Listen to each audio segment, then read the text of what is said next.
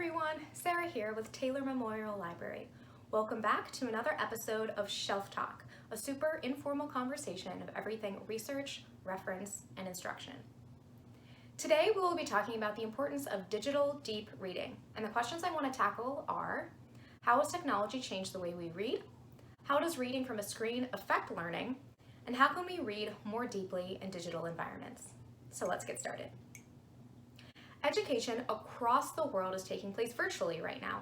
Elementary to high schools to colleges and universities have made the transition from in-person to remote learning environments. It's truly a tricky time for everyone. For many of us, we are being asked to step outside our technology comfort zones and use new to us technologies to stay connected, share ideas, and access e-learning materials. This is even true for the digital natives who make up the majority of younger students today. These materials include textbooks, many of which have temporarily become digitally available for free by publishers to help ease this quick transition.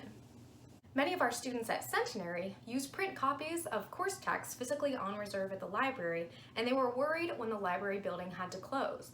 Luckily, TML librarians have found digital alternatives to share with our campus communities during this time of COVID-19 social distancing.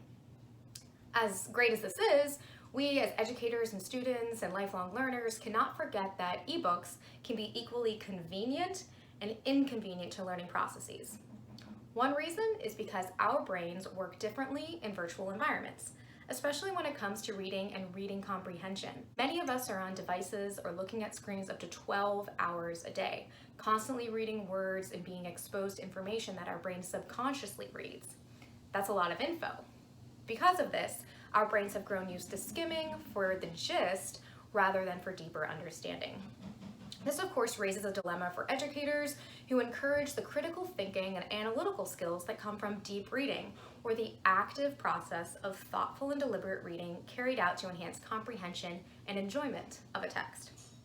While studies show that students and everybody in general read faster in digital environments, they are reading less deeply and with less understanding of detailed content and context. Times of high stress and uncertainty, like we are experiencing right now, can only be compounding this issue. So what can we do to read digital materials more deeply? Here are a couple suggestions. One, you can limit distractions. Turn off notifications or other visually stimulating materials in the room around you. Limiting what reaches your eyes and ears will help you focus on the words right in front of you. Number two, highlight as you go.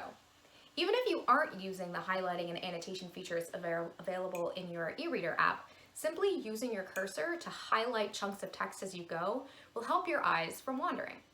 This is similar to the roller trick many people use with print books. Number three, use dark or night mode.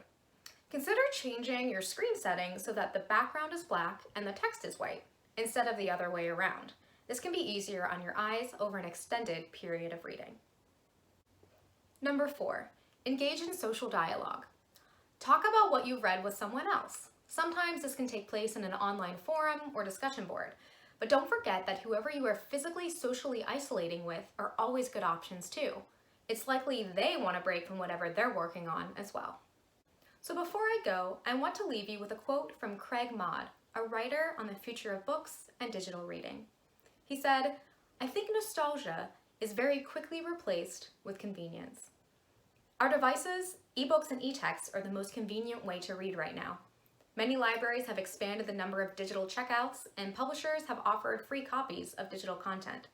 But reading for fun is a great way to unwind and de-stress in this time of social distancing. So make sure you're showing your home print copies some love too. What are the ways you stay focused when reading online? I'd love to hear from you in the comments below. I'm Sarah with TML, and that's a wrap on today's episode of Shelf Talk. See you next time. Bye.